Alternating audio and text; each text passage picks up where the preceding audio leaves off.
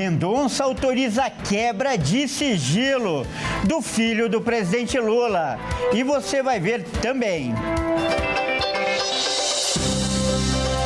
Sessão da CPI do INSS acaba em socos e empurrões. Boa, Pinel. Mulher fica agarrada a poste durante 3 horas e meia para não ser levada por enxurrada em Minas Gerais. México aprova o fim da escala de trabalho 6x1. E ainda, Flamengo tenta reverter desvantagem contra o Lanús para ficar com o título da Recopa Sul-Americana. Tudo isso você confere a partir de agora no Jornal das 18h30.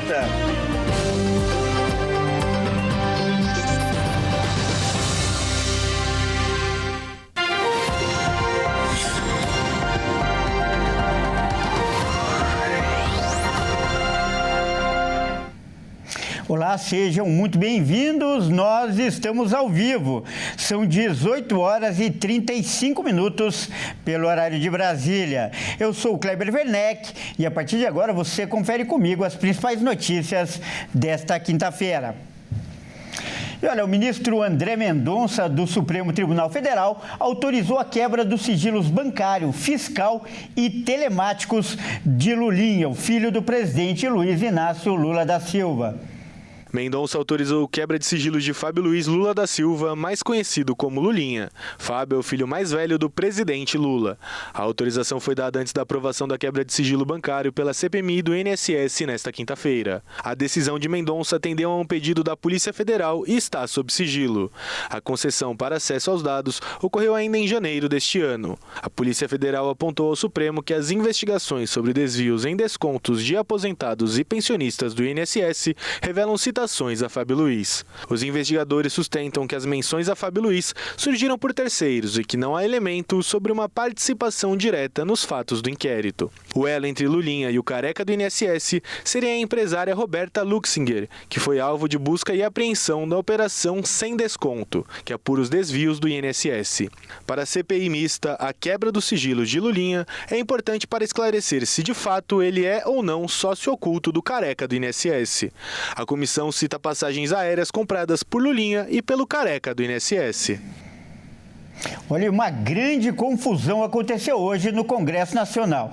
Parlamentares chegaram a trocar socos e empurrões após a CPI do INSS aprovar a quebra do sigilo bancário do filho do presidente Lula. Vamos ver as imagens. 2, 3, 4, 5, 6, 7. A pauta está aprovada. A Comissão Parlamentar Mista de Inquérito do INSS aprovou uma série de requerimentos sobre a investigação, inclusive a quebra de sigilo bancário e fiscal do filho do presidente Lula, Fábio Luiz Lula da Silva, conhecido como Lulinha. Além de quebras de sigilos investigados, serão feitas também novas convocações de representantes de bancos. Após a votação, a sessão foi interrompida devido a uma confusão entre os parlamentares.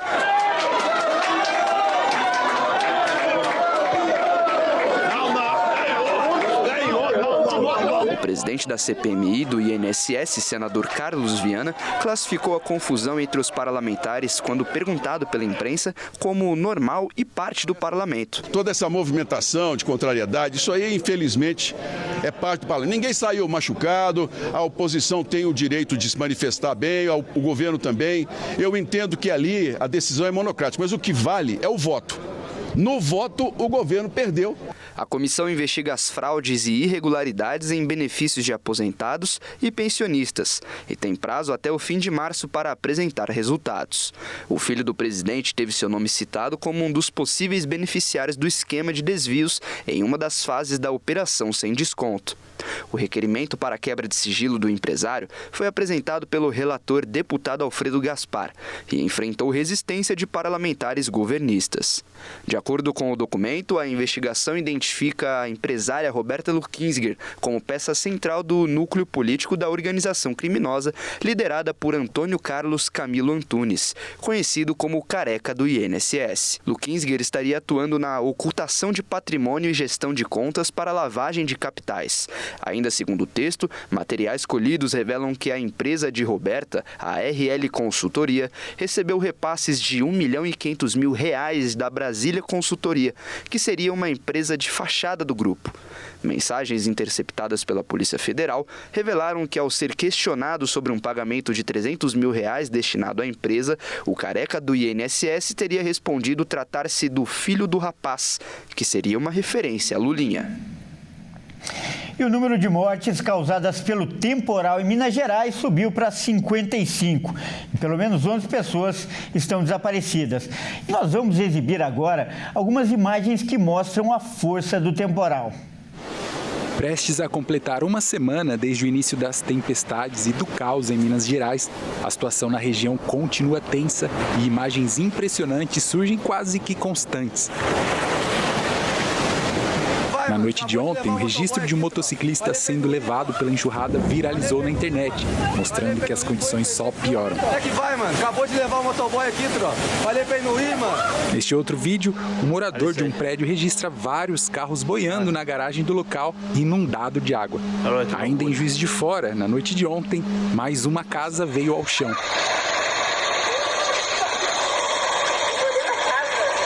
Uma cena triste que vem se repetindo durante toda a semana.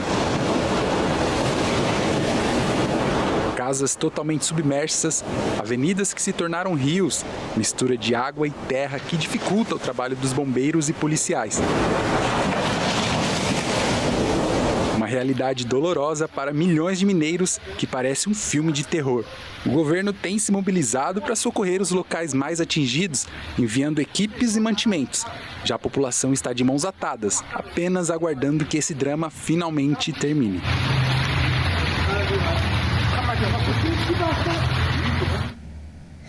Olha, agora mais uma imagem impressionante. Um vídeo mostra uma mulher que ficou abraçada a um poste durante 3 horas e meia para não ser levada pela enxurrada. Vamos ver.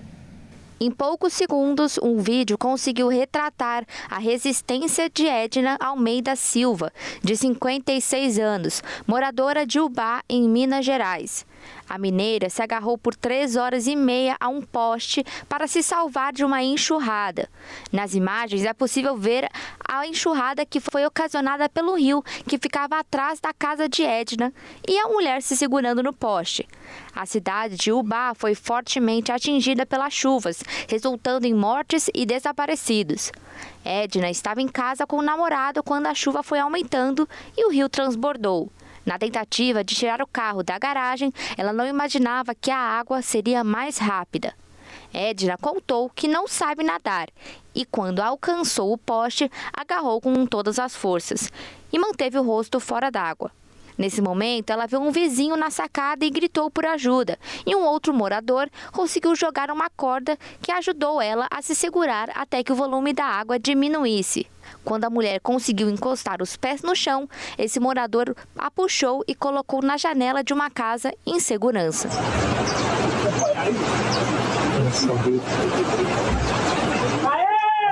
Graças a Deus. Neste momento, já era 5 horas da manhã. O namorado de Edna, Luciano Franklin, de 50 anos, foi levado pela enxurrada e está desaparecido. Olha, agora um alerta. A quantidade de estudantes no ensino médio diminuiu aqui no país e registra o menor número do século. O Felipe Takahashi é quem vai trazer as informações. Entre 2024 e 2025, o número de matrículas na educação básica brasileira apresentou uma queda de mais de 1 milhão. É o que mostram os dados do Censo Escolar 2025, divulgados nesta quinta-feira pelo INEP. O ensino médio foi o maior atingido por essa evasão de alunos, apesar das iniciativas do Ministério da Educação, o MEC, para combater isso, como com os programas Pé de Meia e o Novo Ensino Médio. O número de matrículas diminuiu em 2025 e atingiu o menor patamar do século XXI. Na rede pública, a queda foi de aproximadamente 6,30%. Já na rede privada foi diferente, já que teve um aumento de 0,59%, com o total entre as duas representando uma redução de 5,39%. De acordo com o ministro da Educação, Camilo Santana, há dois fatores que explicam essa diminuição. Nos últimos 4 anos, houve uma queda na população em idade escolar, ou seja, as pessoas têm tido menos filhos. E, além disso, o número de alunos que estão repetindo de ano está diminuindo. O ministro afirmou que esse dado pode ser considerado positivo, apesar de que esse aumento de aprovações levanta uma dúvida se esses dados representam alunos mais aplicados em aula ou em um sistema de escolas com aprovação automática. O diretor Marcelo Teixeira traz um alerta sobre esses dados. Todos os educadores e criadores de políticas públicas precisam ter preocupação com esses dados. Os dados, eles informam um número frio. Criadores de política pública devem se perguntar: será que nós estamos fazendo com que as escolas acolham melhor os nossos alunos? Ou estamos simplesmente aprovando automaticamente, fazendo com que essa jornada aconteça mais rápido? E veja a seguir, México aprova fim da escala de trabalho 6x1. E ainda, Flamengo decide o título da Recopa Sul-Americana contra o Lanús. Nós voltamos já.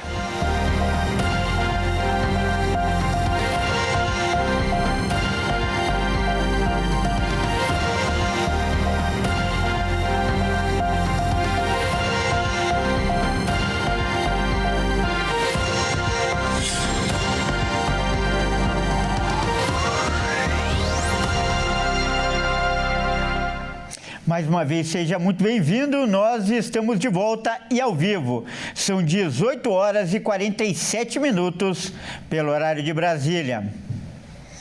E no Rio de Janeiro, uma câmera de segurança flagrou um assalto a um apartamento. O crime foi cometido por uma quadrilha ligada ao Comando Vermelho. Vamos ver com o Joenison Santos. Imagens de câmera de segurança registraram como agia a quadrilha ligada ao traficante foragido Eduardo Lima Franco, o Dudu, apontado pela polícia como chefe do grupo do Comando Vermelho, especializado em explosões de caixas eletrônicos e roubos a residências de luxo. O crime ocorreu em agosto de 2024 em um apartamento na Avenida Henrique Dumont, em Ipanema, zona sul do Rio, e teve como alvo o imóvel de um idoso que estava fora no momento da invasão. Segundo a Delegacia de Repressão às Ações Criminosas Organizadas, em inquéritos especiais, o grupo tinha informação privilegiada sobre a rotina da vítima e a localização exata do cofre. A gravação revela a dinâmica da ação. Em poucos minutos, os suspeitos levaram dinheiro, joias e relógios de luxo e deixaram o local após o disparo do alarme. A quadrilha não desativou a câmera de segurança instalada no cômodo. A polícia investiga quem pode ter repassado os dados que facilitaram o crime. Eduardo foi um dos 16 procurados na última quarta-feira em uma operação da Draco, no Rio de Janeiro e em Santa Catarina. Segundo as investigações, Dudu selecionava as vítimas, financiava a logística e dividia os lucros. Os narcotraficantes do Rio forneciam veículos roubados para a fuga, ferramentas para as explosões e locais para abrigo e ocultação. A polícia identificou que, em 5 anos, a quadrilha movimentou 30 milhões de reais usando contas de pessoas físicas e jurídicas. A polícia ainda descobriu que o grupo contava com a ajuda de um policial militar que fazia a escolta dos criminosos nas ações. Jefferson Vieira, do Nascimento, lotado no 19º Batalhão de Copacabana, já estava encarcerado. Os agentes prenderam cerca de 7 alvos. Um deles é considerado o braço direito de Dudu, Augusto Leopoldo Vargas. A vinda de Vargas e outros comparsas para o Rio foram custeados por Dudu para a execução de roubos no estado. Ele foi preso em Joinville, Santa Catarina. E o bicheiro Adilson Oliveira Coutinho Filho, o Adilcinho, um dos mais procurados do Rio de Janeiro, foi preso nesta quinta-feira após anos de buscas.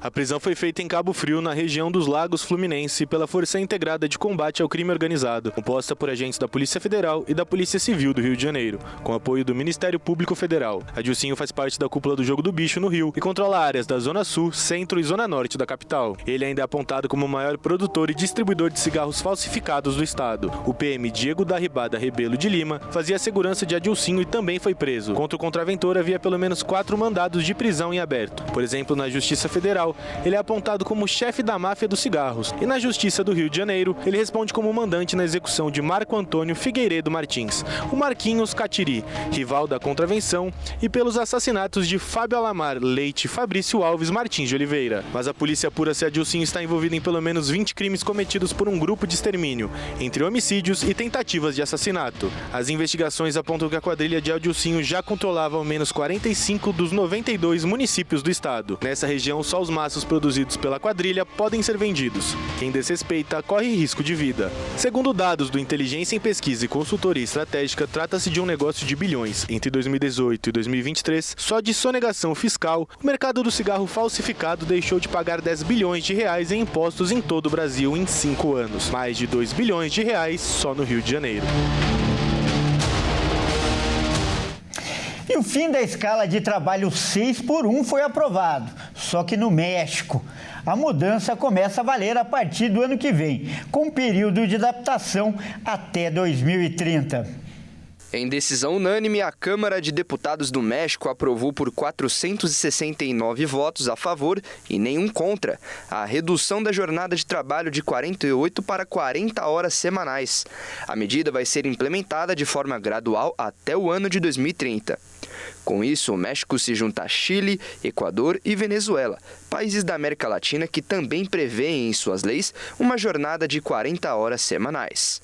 O México ocupa uma das primeiras posições em estresse laboral no mundo e cerca de 75% da força de trabalho sofre com isso. Deputados da oposição criticaram a reforma, que prevê que, para cada 6 dias de trabalhos, os trabalhadores devem ter ao menos um dia de descanso remunerado. A redução da jornada começa em 2027, quando vai passar para 46 horas semanais, com diminuição de 2 horas por ano até chegar a 40 horas em 2030. A reforma já tinha sido aprovada pelo Senado do México há 2 semanas. A proposta agora precisa do aval de 17 dos 32 legislativos estaduais para entrar em vigor. E agora é hora de falar de esportes aqui no Jornal das 18h30. E quem traz as informações é o Bruno Buenos Aires. Boa noite, Bruno. Bruno, vamos começar falando de uma notícia quente e eu diria até surpreendente, né? Parece que o Corinthians está perto de dar um chapéu em um time brasileiro e acertar a contratação de um jogador inglês. Conta pra gente, Bruno. Exatamente, Kleber. Uma boa noite a você e também a todos que nos assistem. Bom, o time tem negociações avançadas com o meia atacante inglês Jesse Lingard. O atleta de 33 anos foi oferecido ao Alvinegro e deve chegar a um acordo sem custos com o clube paulista até o fim da atual temporada. Nos próximos dias, a diretoria corintiana vai se reunir com Dorival e sua comissão técnica para discutir sobre a contratação. Lingard chegou a negociar com o Remo, porém as conversas não avançaram. Na Europa, o meia inglês passou por Manchester United, onde foi revelado e atuou junto de Memphis Depay, que joga atualmente no Corinthians. Passou também pelo Derby County, West Ham e o Nottingham Forest, todos esses times da Inglaterra. Em 2024, o Lingard se transferiu para o Seoul FC, time da Coreia do Sul, onde atuou nas últimas 2 temporadas. E o desfecho dessas negociações a gente traz nos próximos dias, Kleber. Com certeza estaremos acompanhando. E Bruno, teremos mais times brasileiros entrando em campo hoje, só que valendo o título, né? Conta pra gente. Exatamente, Kleber. Flamengo e Lanús disputam o jogo de volta da Recopa Sul-Americana no Maracanã. No jogo de ida, a partida terminou 1-0 para os argentinos. Agora o rubro-negro contará com o apoio de sua torcida para reverter o placar. Os argentinos venceram o jogo de ida por 1-0 e estão com a vantagem. E agora entram em campo apenas para segurar o empate e levar a taça para casa. Já o Flamengo precisa vencer por 2 gols de diferença ou por 1 gol para levar a disputa para os pênaltis. O rubro-negro não começou a temporada da mesma forma que encerrou 2025. Passou pelo risco do rebaixamento no estadual e perdeu o título da Supercopa para o Corinthians. E agora tenta reverter a desvantagem na Recopa para conquistar o primeiro título do ano e tranquilizar a torcida. Para hoje, o treinador Felipe Luiz conta com os retornos de Plata, que cumpria suspensão, e de Jorginho, Bruno Henrique e Wallacian, que estavam lesionados.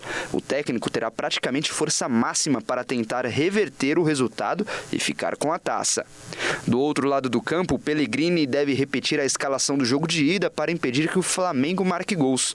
A última vez que o Flamengo foi campeão da Recopa foi em 2020, contra o Independente Del Valle. Naquele ano, Felipe Luiz estava em campo na lateral esquerda do Fla. Essa será a primeira participação do Lanús na Recopa. Assim como a Sul-Americana do ano passado, esse pode ser um título inédito para o clube argentino. Bom, Kleber, por hoje é só, eu fico por aqui. Uma excelente noite a você e a todos que nos assistem. Até mais. Muito obrigado pelas informações, Bruno, e até mais. Essa edição também fica por aqui. Eu agradeço demais pela sua companhia. Uma ótima noite e até amanhã.